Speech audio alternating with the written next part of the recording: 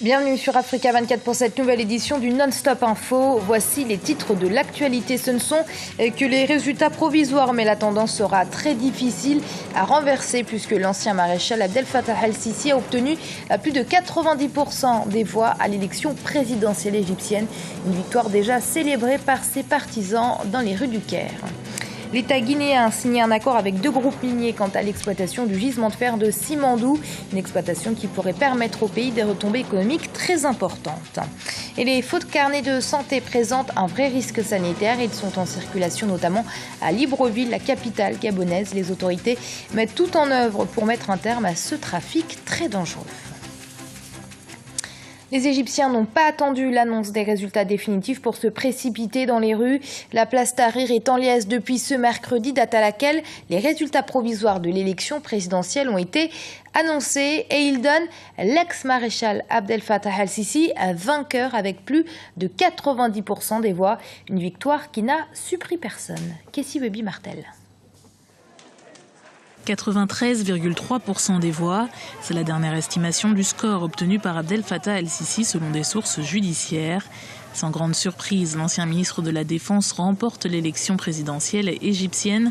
Le score de son rival, le leader de gauche Hamdine Sabahi, est sans appel et gravite autour des 3%. C'est une victoire annoncée d'emblée car le maréchal Abdel Fattah el-Sisi était annoncé gagnant de cette élection et d'une part qui a été boycottée par une grande partie de la population appelée par les frères musulmans, mais aussi par une grande frange de la jeunesse révolutionnaire. Et là, à l'heure actuelle, l'Égypte avance peu à peu vers la mise en place d'un régime autoritaire comme on a connu pendant des décennies. L'avenir intérieur de l'Égypte annonce que peut-être l'opposition ne verra pas sa place dans la scène politique. L'opposition n'hésite pas à parler de fraude. Elle remet ouvertement en question la nécessité de prolonger le scrutin d'une troisième journée le mercredi 28 mai. Une manœuvre destinée selon elle à fausser le taux de participation initialement annoncé à 37%. Jusqu'à hier, le taux de participation était bien plus bas que ce qui a été annoncé aujourd'hui. Et d'un seul coup, le taux de participation atteint 46%. Avec 23 millions de voix sur un corps électoral de 53 millions d'Égyptiens, le camp d'Al-Sisi n'a pas obtenu le plébiscite attendu. Le vainqueur de l'élection présidentielle lui-même n'espérait pas moins de 45 millions de voix. Selon certains observateurs, l'abstention de plus de la moitié de la population est en partie due à une lassitude politique, mais aussi à une certaine répulsion de revoir un ancien chef militaire au pouvoir. Dans le reste de l'actualité, Bangui, capitale centrafricaine, peine à retrouver paix et stabilité. 15 personnes ont en effet perdu la vie ce jeudi, mais après l'attaque de l'église Notre-Dame de Fatima. Depuis, la capitale est paralysée, les grands axes sont bloqués et les voitures ne circulent plus. Un attentat qualifié de complot planifié par le Premier ministre centrafricain André Nzapayeke et qui vise à saboter la transition, selon lui, une transition actuellement en cours dans le pays. La 17e conférence ministérielle des pays non alignés, qui sont au nombre de 122, s'est achevée ce jeudi à Alger, capitale algérienne, avec l'adoption d'un document final. Au terme de ces 2 jours de pourparlers, de nombreux chantiers ont été abordés, comme la situation actuelle en Libye, les objectifs du millénaire pour le développement ou encore l'égalité des sexes. Un sujet de Guillaume Durand.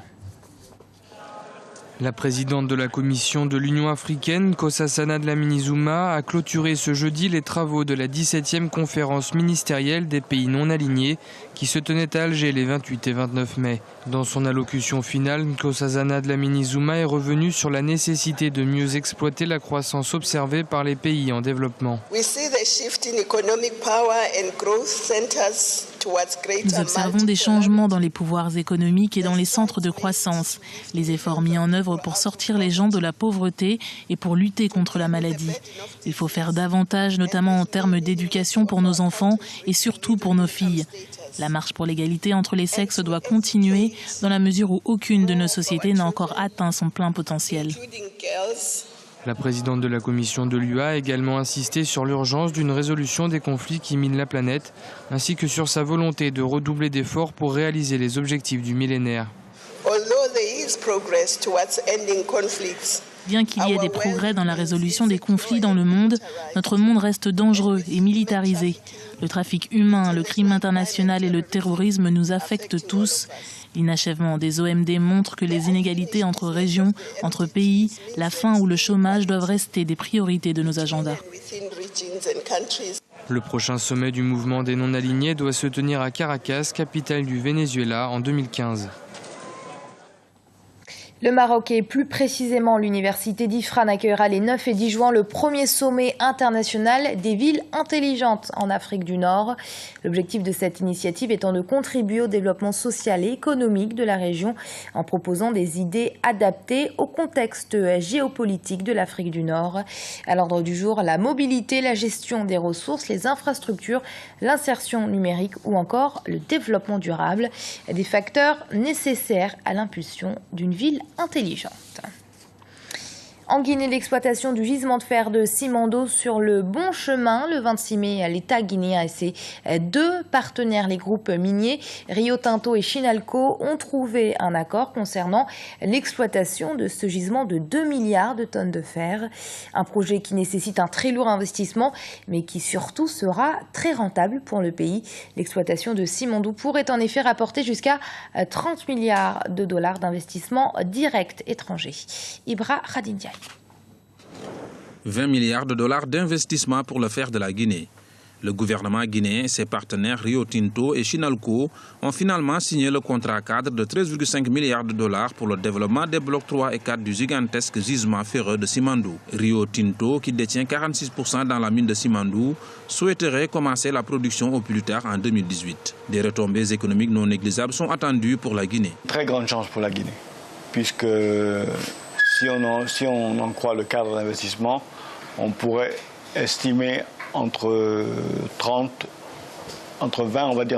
et 30 milliards de dollars d'investissement direct dans le pays.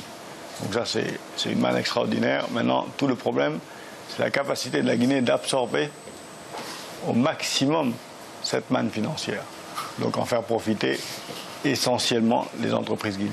Toutefois, la réussite de ce projet repose sur plusieurs facteurs jugés instables pour les analystes, notamment la volatilité du marché fortement tributaire de la demande de l'Asie, à commencer par la Chine. Si le marché se retourne, c'est-à-dire que la demande de fer baisse, comme c'est actuellement la tendance avec la baisse de la demande de la Chine, forcément, Rio Tinto n'a aucun intérêt à faire entrer sur le marché mondial une nouvelle production, parce que ça va affecter le prix qui va baisser.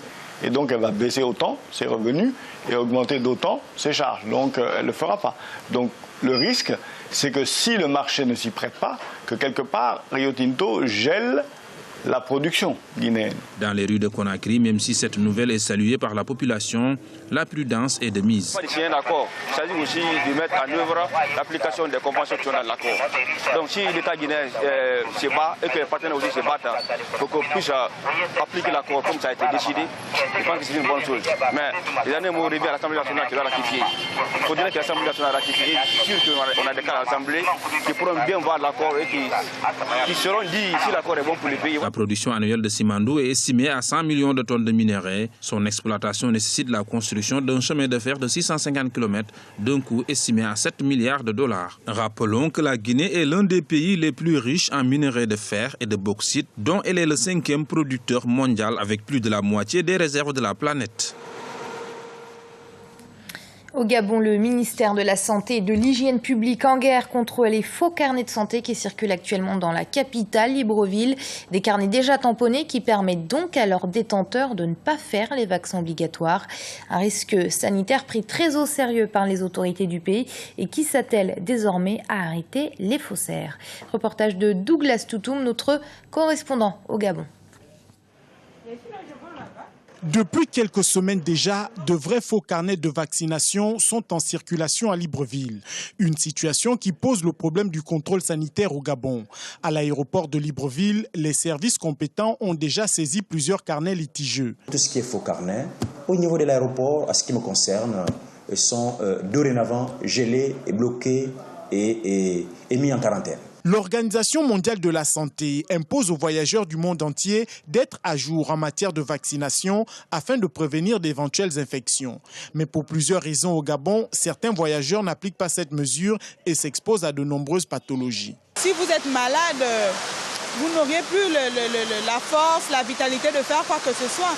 Donc je crois quand même qu'il serait préférable de faire les vaccins au lieu d'acheter les carnets. À l'hôpital régional d'Onkembo, où est basé le Centre international de vaccination, personne ne souhaite s'exprimer sur la question. Le problème serait plus grand que l'on ne pense. Ici, retirer de la circulation les faux carnets de vaccination, c'est l'objectif du ministère de tutelle et la mission des agents en poste aux frontières. Au niveau de l'aéroport, ce que nous faisons, c'est que nous retirons tous les carnets, d'accord, que nous soupçonnons de faux, et ensuite nous faisons de la sensibilisation pour dire à ces hommes de ne plus jamais refaire ce genre de pratique. L'opération diligentée par le ministère de la Santé a déjà permis de retirer de la circulation une centaine de faux carnets de vaccination.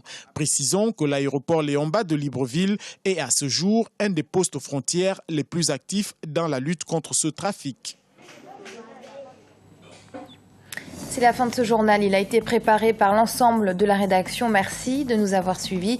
Dans un instant, une nouvelle édition du Non-Stop Info sur Africa 24.